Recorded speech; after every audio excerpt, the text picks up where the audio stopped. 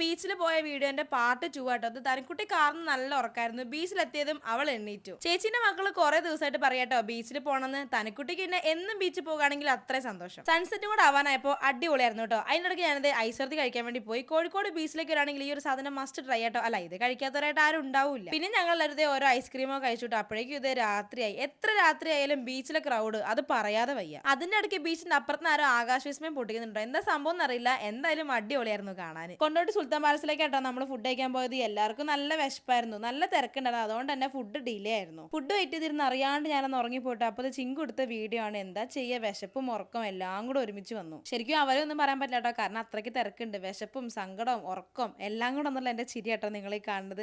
അങ്ങനെ കുറേ നേരത്തെ കാത്തിരിപ്പിന് ശേഷം നമ്മുടെ ഫുഡ് വന്നു കേട്ടോ. എല്ലാവരും ഓർഡർ ചെയ്ത് ചിക്കൻ ഫ്രൈഡ് റൈസ് ആയിരുന്നു കേട്ടോ. അതിന്റെ കൂടെ കഴിക്കാൻ ചിക്കൻ്റെ എന്താ ഗ്രേവി ആട്ടോ വാങ്ങിയത്. അതിന്റെ പേര് എനിക്ക് ഓർമ്മയില്ല. അപ്പൊ ഏതായാലും ഈ ഒരു വീഡിയോ എത്രയുള്ളൂ. അടുത്തൊരു വീഡിയോ ആയിട്ട് വീണ്ടും വരാം. ബൈ.